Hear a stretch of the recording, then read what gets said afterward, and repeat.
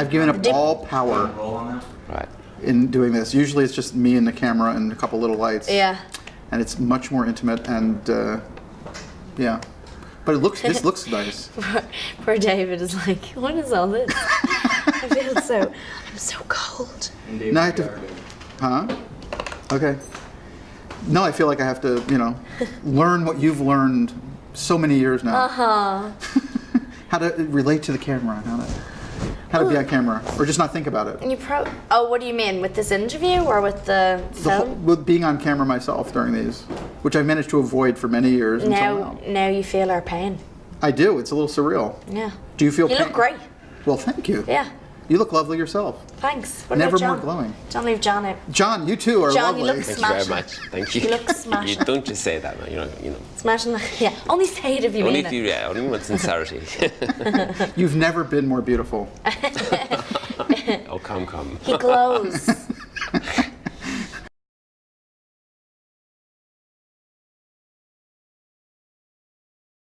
Is it like this with you guys all the time? Is this the camaraderie of the set? Pretty much. Yeah. The set was pretty focused, but there was I don't know. Sometimes when you're doing something which is quite dark and emotional, there's a lot of fun around it because you have to sort of lighten the mood somehow. So there was a lot of laughter. There's a lot of laughter in the film as well, but it's sort of, Saoirse was in a very emotional place when we were shooting. So are you emotional from beginning to end, or do you pop out of it between takes? I was able to remove myself from it somewhat. I wasn't method or anything like that, but I just felt like the story itself affected me a lot more than it usually would when I'm on a film.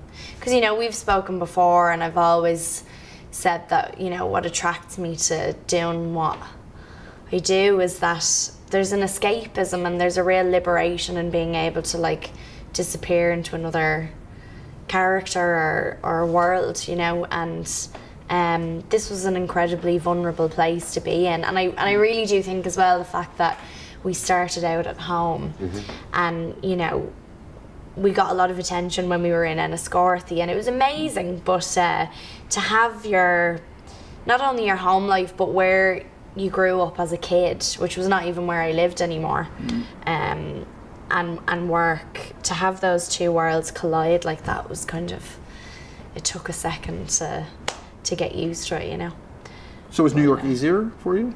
Yeah, New York was at the very end, so we were very shot much all the in our Irish stride stuff by first. then. Yeah, but I think you knew, you could understand where I was at. Absolutely. Yeah. So what was the draw to the material in the first place? The freshness of the take on the particular story. I mean, everybody sort of has a sense of immigrant stories or emigrant stories, depending on your point of view.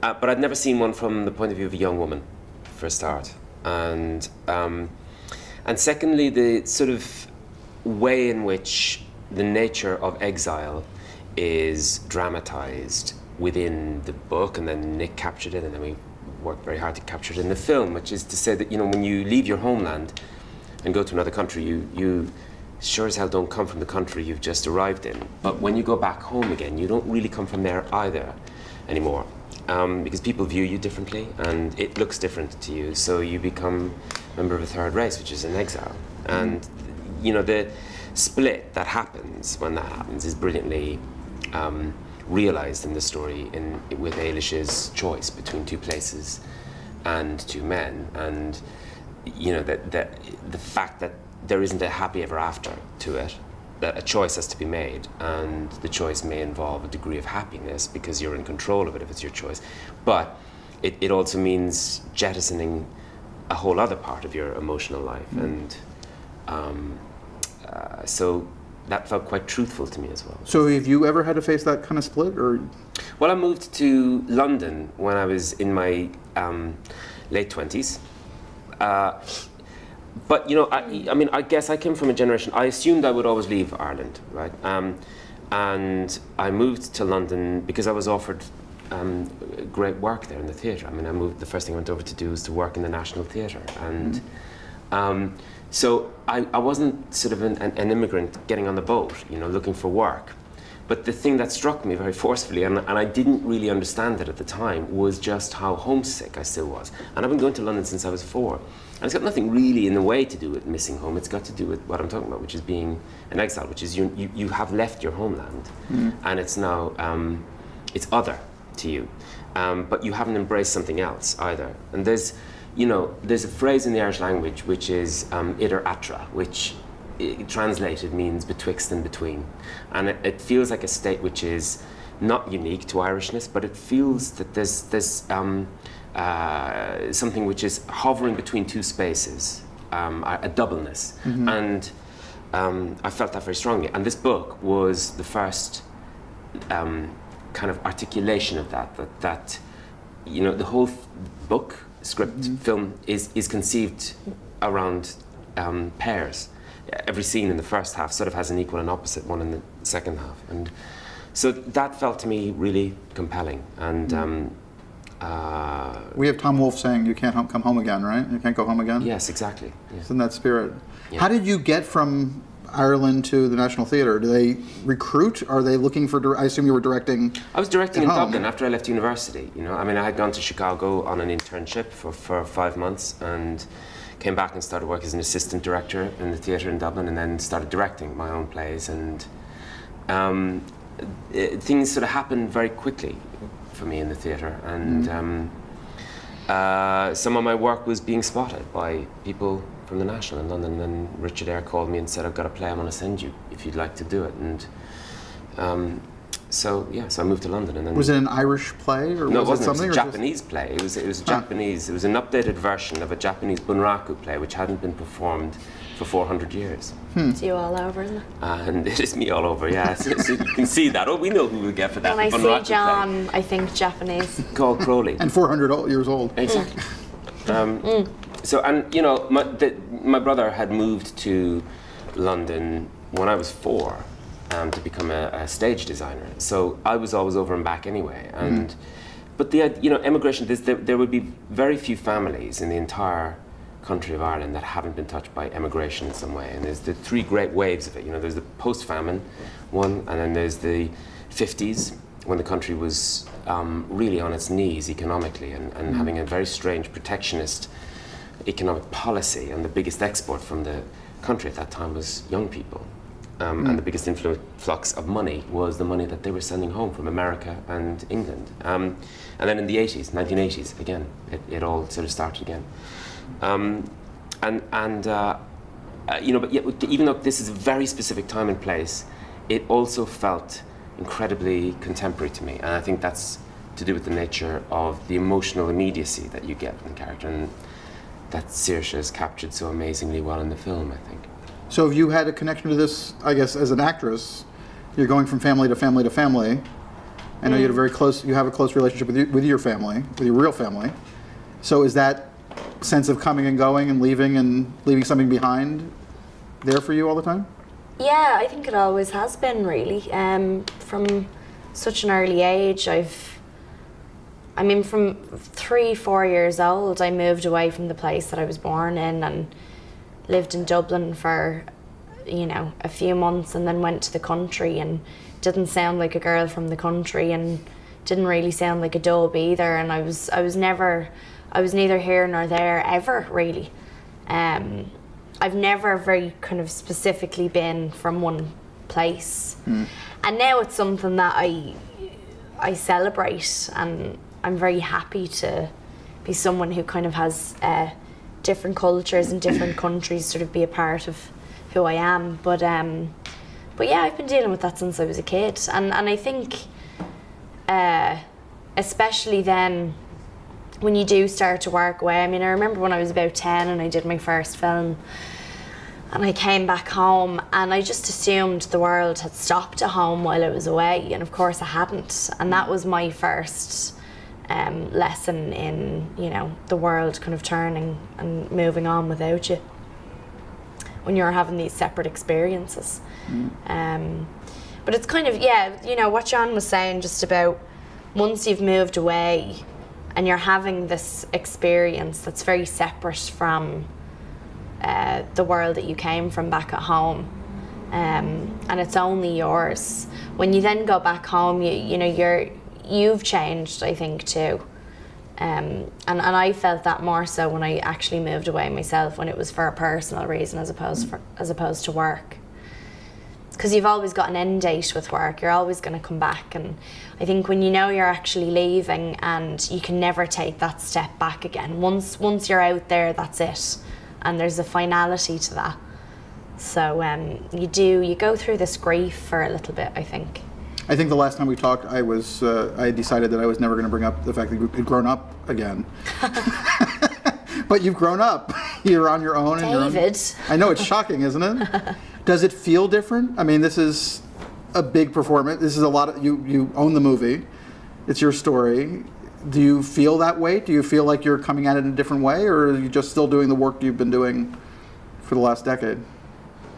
I mean, I don't feel like my approach towards work is any different. The only thing really that has changed for me over the years, it becomes, when I was younger, it was very much instinct. It was all based on instinct, and I still do follow that now, but you kind of become a sort of tool for yourself, and you know how to use what you have a little bit more, I guess.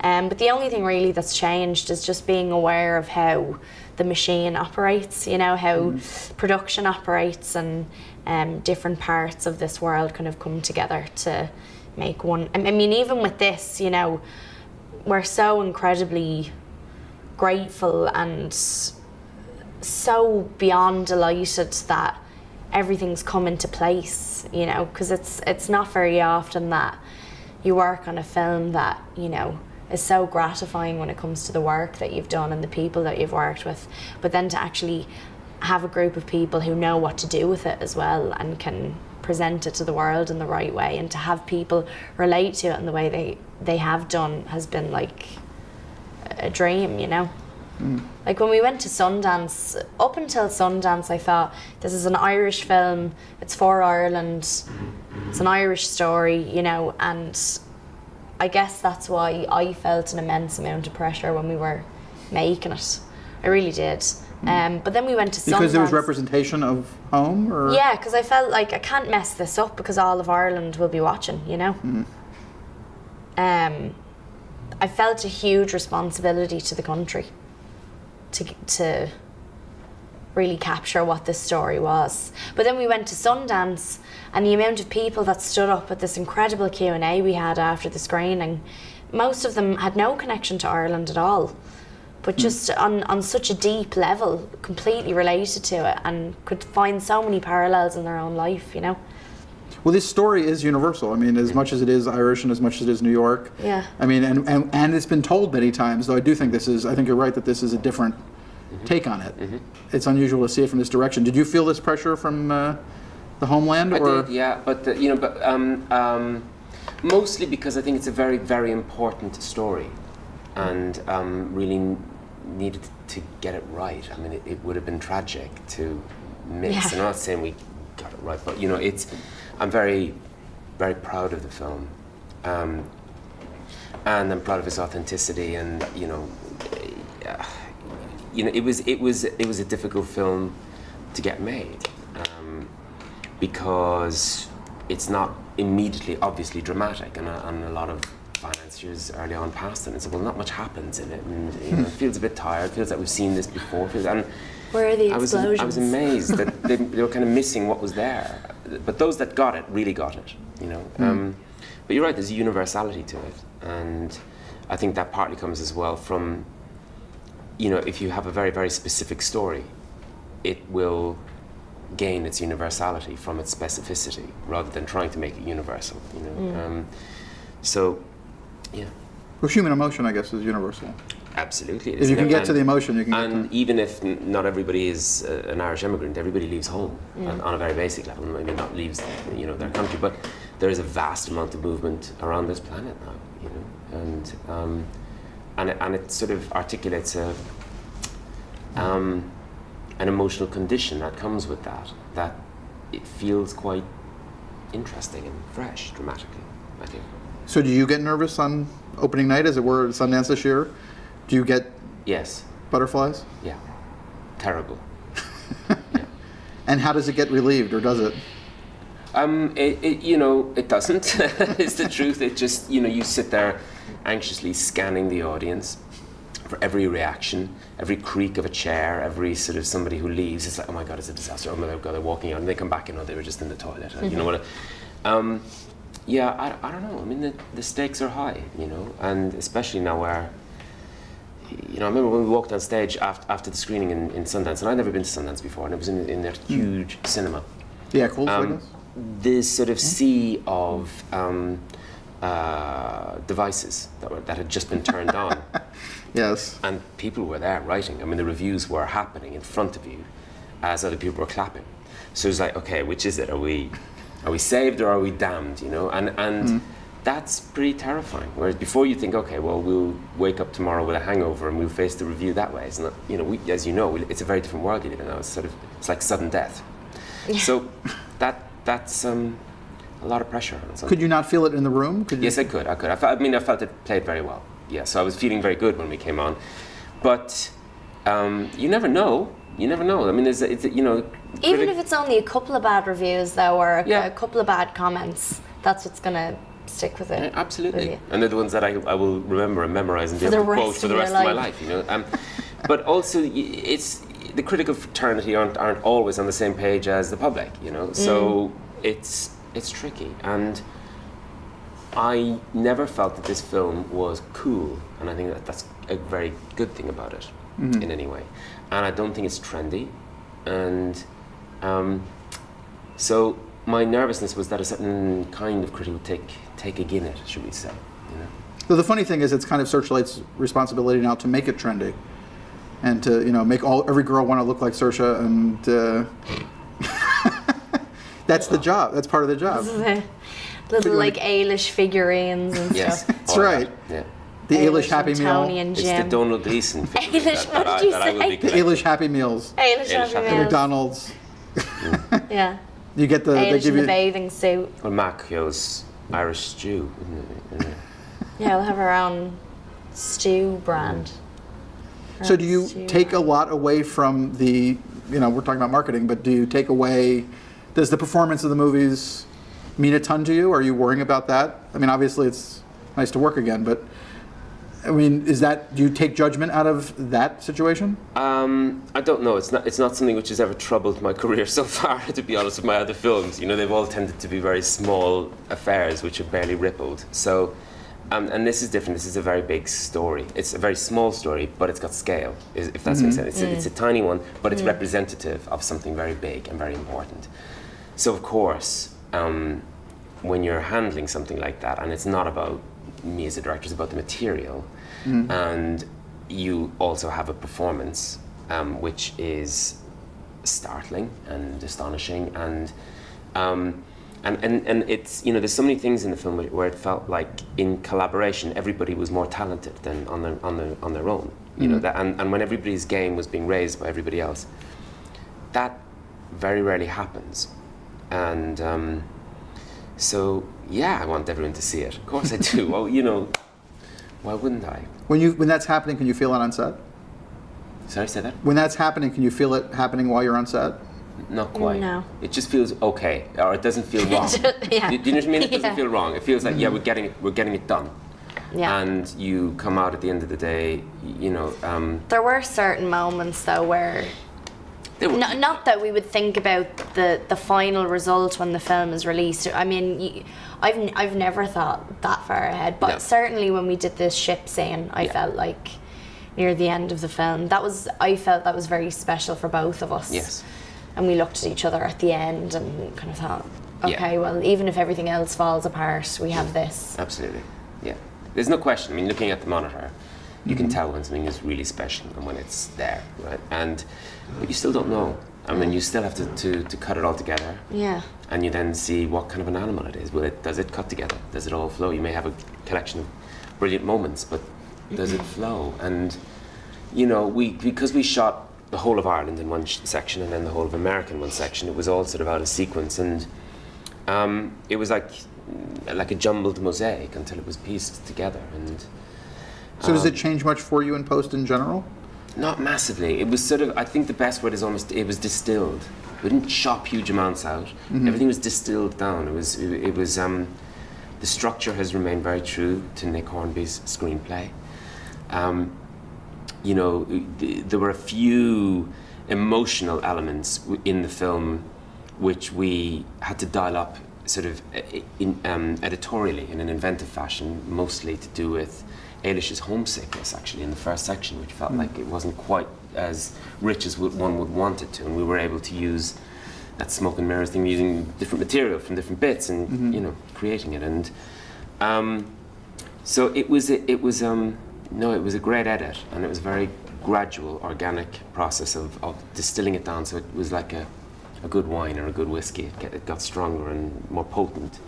Rather than trying to find the film in there, which is what you sometimes are doing, where you're chopping it up and moving it all around. And there's not an awful lot of material that's been cut out of the film. You know, very, very few whole scenes have gone. So were you surprised at all, Saoirse, when you saw it all put together? Because I mean, it has a kind of beautiful... She hasn't seen it. Oh, you haven't seen it? I haven't seen it. Are you not going to see it? I'll watch it at some stage. You mean like next year, or...? Maybe, yeah. Yeah, I saw a clip of it from last night on a small little television that they had backstage, and I almost had a panic attack. I don't know, I'm just... And I said it to John one day after we had finished ADR or something, and you know, it's really nothing to do with anyone else, and it's nothing personal to anyone at all. I absolutely know that everyone else has done such an incredible job because I saw it happen. But it feels like whenever I even think about it or talk about it most of the time, it's like a mirror is right here in front of your face, an inch from your face, and you can't look away, and it's quite terrifying. And I don't like looking at films that I'm in anyway. I always have, and I come out and I think I got nothing out of it. You know, and I know this will be different, and I know. We hope. No, of course. No.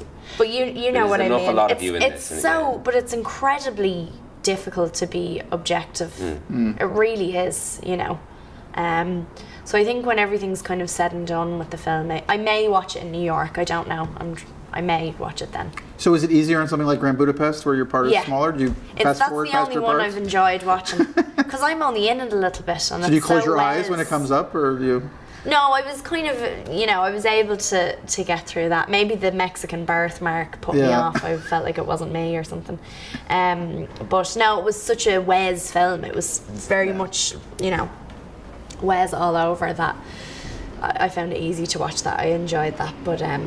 But yeah, you know, when you're in every shot in a film, and it is your life. It's, you know, such an incredibly personal tale to tell. That's tough. So this is the most you of anything we've seen? Yeah, I guess so. Yeah, she carries the whole film, so. Well, I don't mean the most you in the minutes, I meant emotionally as a character. Oh, yes. And just that, and also, I don't know what it was last year, but I felt like as soon as I turned 20, my whole world started to just sort of shift a little bit, well, quite a bit. Mm-hmm. And I was really like trying to adjust to, I guess, life on my own, you know, and it really did kind of throw me a little bit, you know. And I'm out the other side of it now, and in retrospect, it's, you know, it was such a good sort of journey to go through, and the biggest learning curve that I've had so far. But I was definitely sort of, I couldn't quite find my footing for a while. And then to do Brooklyn in the middle of that and portray that exact feeling on screen was a lot. You know, it was a lot. And if I didn't have John, you know, I guess guiding me and keeping keeping us focused on where we needed to go from scene to scene, because we did shoot a lot out of order. I don't know. I don't know what I would have done. So not a relief to play it out on camera. No, it was a relief. It was a relief. It was incredibly therapeutic, but it was just kind of very overwhelming. It was, you know, you're facing everything that you're feeling, you know, and when it's very dramatic when you're in your bloody early 20s, you know, everything's quite dramatic. But I guess just to face that every day, it was like, fuck, you know, you've got to. You can't deny the truth of whatever sort of emotional state you're in, or so you can't hide it, you know.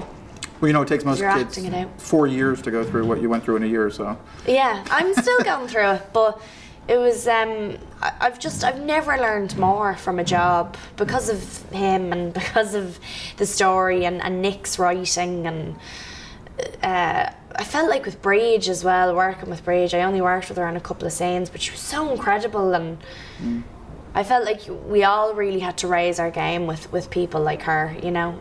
So many amazing actors in it, and everyone was kept on their toes, you know. So does it change the bar for other choices as you go forward? Yeah, absolutely, absolutely. Because I got so much out of it, and by the end, to have felt like you'd gotten through it, and you know, we didn't know any of this was going to happen. We didn't know that all this was going to happen this year, but it felt special. It was special to us, and I think that, you know, the thing that I just want to carry on doing is working on stories that I really care about, and whenever you kind of sway away from that, I feel like it doesn't work, you know. And for you, John, even though your films are, as you said, boutique, I've seen most of them. I think I've seen all of them, and quite like them. And you have an audience, certainly. But does this feel different? Does it feel? I mean, now there's hoopla, but does it feel like you've gone to another level in terms of directing film, or no? Yeah, I think it's better than anything I've done before, you know. And that's because the material was very special. I had a wonderful cast, and you sort of raise your game with it. And there's something very particular and very special about this material, I think, right? And it's partly to do with that it's a very, like I said earlier, a very simple story, on one level, a very romantic story. But there's a wonderful complexity and subtlety to it, and to all the other characters that are in it as well. And realizing all of that,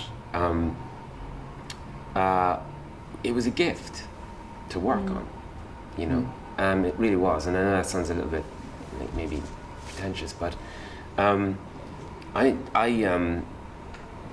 I remember saying to Nick Hornby one day, you know, that the thought of not getting the chance to direct this film gives me a feeling of vertigo.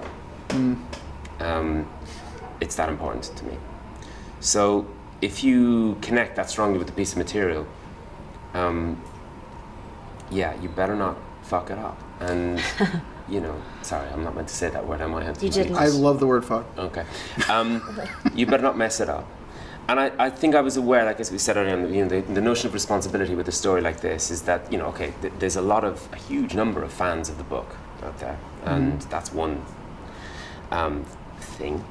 But somehow I also feel that there was this like huge, ghostly, vast audience, not cinema-going audience, vast.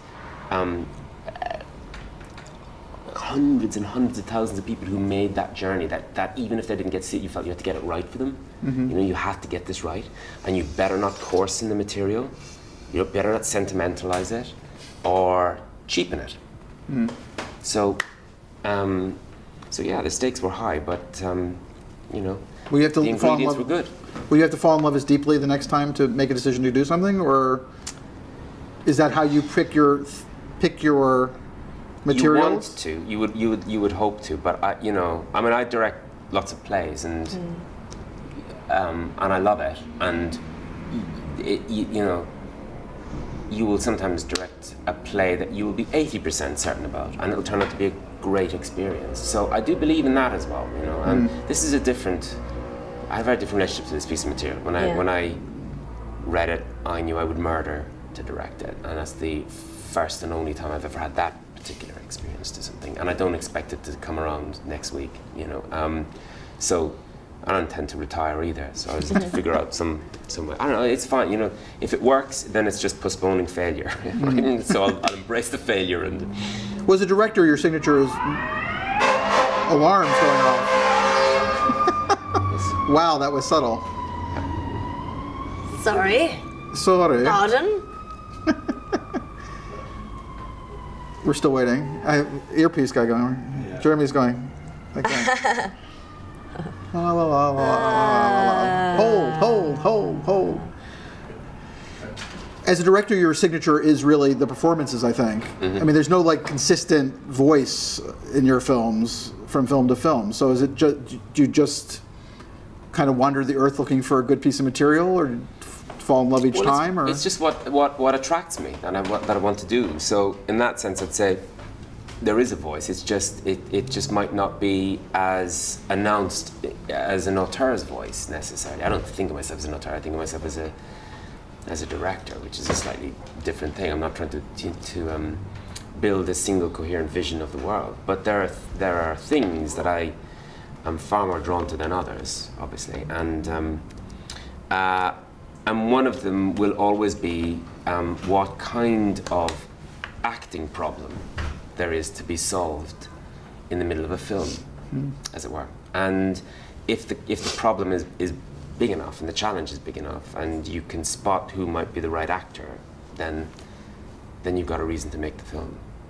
So Saoirse was an acting challenge, is that Yeah. what you're saying? She wasn't an acting challenge, but the you know, making a character who is a very strange mix of passivity, gradually turning into somebody who's in control of her life, and making that compelling is an acting problem in a way. It's not a problem as in, you know, you're scratching your head about it, but it's something that won't play itself. It has to be very carefully teased into place at each step. And you know, the novel itself is a wonderful portrait of a young woman who doesn't know an awful lot about the world turning into a rather wonderful young woman who actually is in control of herself, and that's what also makes it control of her own life. So it also makes it feel contemporary rather than a period piece, you know. But at the start, a lot of decisions are made for her. I mean, she's sent away to America. She doesn't get on that boat, you know. So she has no agency as a character. And at the end, it's, you know, and especially with Nick's adaptation, it's a subtle difference to the book, where the book sort of walks around her dilemma and leaves on a more ambivalent note about what we're meant to take from this choice. If indeed it is fully a choice in the book, in the screenplay, it absolutely is a choice. And there's a final beat where she's delivered back to America as well. Oops, spoiler alert. Oops. Beep. Beep. Cut that bit out. And so you're going on to your guest starring role in Portlandia, I assume, from this? I'd love to go on to Portlandia. The last time we chatted, you were talking to me about your I love was of thinking, Portlandia. where did that come from? Put a bird on it. Put a bird on it. I'd love to go on Portlandia. I'd do anything to go on their show. That and SNL was the... So those are the two goals, the dream. ultimately? Yeah. So the Oscar Just nomination... anything with Fred Armisen. But he's not on SNL anymore. I'll bring him back. You'll bring him back just for you. I'll talk to him. That's a good thing. Well, if you get your Oscar nomination for this, then you'll get your SNL slot, and you'll be, what, February 6th or so? Shut up. Is that intimidating at all when people have been talking about your Oscar nomination for 9 months, both of you? I don't know what You know, to do with that. there's nothing that you can say about that. It's Yeah. sort of it's horrifying every time I hear any conversations about that stuff. The only how good to thing to react to take it. from it is that if people are thinking that the film is, in some sense, drawing that much attention, it'll help the film get out there. But you know, yeah, the less said about that, the better. Yep. No, you It's a just serious you moment. don't. Well, no, you just don't know what. You really don't know what's going to happen, and I think if you've been on both sides of that sort of discussion as well, you know how easily those things can change. You know, and I think just what John said, that for anyone to even mention that word in the same The O breath word? as our film, the O word, is lovely. And again, something that I never even thought of for the film. It will always be one of the most special things I've ever been involved in my life, you know. But for other people then to relate to that in the same way is incredible. So yeah, you know, it's just, I guess it's good that it garners attention for it, I suppose, you know. And Is that makes you- diplomatic? I'm too tired to be diplomatic. and makes you both blush, which is lovely. I just don't know what to say. It's just hot in here. It's just hot in here. It's the fire engine Let across the us take a street. nap. Orange, and there's a fire next door, and yeah, you're sitting here wanting to get your interview, and we're Well, you gotta, man, has got to have Burning priorities. He has to know what he needs. Thank you guys very much. Appreciate it. Thanks, pleasure. James. Thank you. 7 people just jumped up I behind know, me. right? Ready to go. Get the Batmobile ready. Thank you, Deb. You were Thank you. making me cry when you were talking about all the immigrants. Yeah.